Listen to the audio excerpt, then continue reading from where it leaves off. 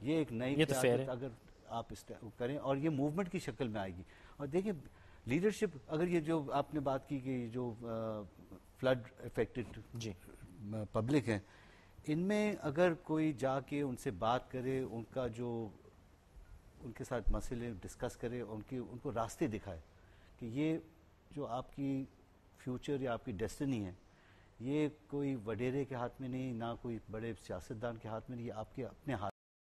سمجھتے ہیں کہ اگر یہ زندگی آپ کو گزارنی, اسی طرح لوگوں کے چپیڑ کھانی اور جو جس طرح وہ زندگی بسر کرتے ہیں, تو یہ میرے خیال سے ان کا قصور نہیں ہوگا, یہ ہمارا قصور ہے. جو پڑھے لکھے لوگ ہیں, انٹیلیجنس ہے, وہ اگر خاموش بیٹھ کے اور یہ ایکسیپٹ کر لیتے ہیں کہ یہ ڈیفیٹسٹ ایٹیٹیوڈ جس طرح آپ ایکسیپٹ کرتے ہیں, میں نے کہا نہیں یہ بالکل آپ کرتے ہیں, آپ نے یہ تو طے کر لیا, یہ تو آپ نے بالکل طے کر لیا کہ اس کا کوئی سولوشن نہیں. میں نے کہا کہ شاید اچھا ٹھیک ہے, میں نیوٹرل رہتا ہوں. ریما, ڈو یو تھنک کہ سول سوسائٹی میں سے ہم آپ میں سے کسی کی مجال ہے کہ ہم ایک نئی پولیٹیکل موومنٹ بنا کے اس میں شامل ہو سکیں؟ اٹس اے ٹف ون, کیونکہ میں اس بات سے اگری کرتی ہوں کہ جب تک ہم ایک نئی قیادت نہیں آئے گی, ایک نئی سوچ نہیں آئے گی, ایک نیا موومنٹ ایک طرح کی نئی کریٹ ہوگی, تو چینج نہیں آئے گا. آپ کو کچھ ایلیمنٹس چینج کے کیٹلسٹ چاہیے ہوتے ہیں کہ چینج آئے. اس پہ تو کوئی بحث اسٹیٹس کو بدلنے کے لیے کچھ کرنا پڑے گا. لیکن کیا ممکن ہے؟ اچھا, ہماری اسٹریٹجی تھوڑی سی شاید امیڈیٹ نہیں ہے, میری تھوڑی سی لانگ ٹرم ہے. اینڈ میرا جو میں نے اپنا ایکسپیرینس کیا جو ریلیف کیمپس پہ جا کے یا جو بھی سچویشن تھی, وہ مجھے ایک بات تو صاف سمجھ میں آئی کہ ایبجیکٹ پاورٹی مسئلہ ہے. ٹھیک ہے, فلڈ یا نو فلڈ, جو ان کی سچویشن فلڈ سے پہلے بھی تھی وہ اتنی بری تھی کہ میرے خیال میں جس طریقے سے ان کی لیونگ کنڈیشنز ہیں وہ بہت ہی ہم نے ان کے ساتھ زیادتی کی ہوئی ہے. بالکل ٹھیک ہے. اور اس کا علاج مجھے نظر آتا ہے ایجوکیشن کے اندر. We have to educate every Pakistani. I cannot, it is a right and that right needs to be given to every child. اور ہمارا مسئلہ یہ ہے کہ ہماری سوچ بہت چھوٹی ہے. اگر ہمارا زمیندار بھی ہے تو وہ بس یہ سوچ رہا ہے کہ میں اس کو جاہل رکھوں اور اس کو اپنی چیپ لیبر رکھوں.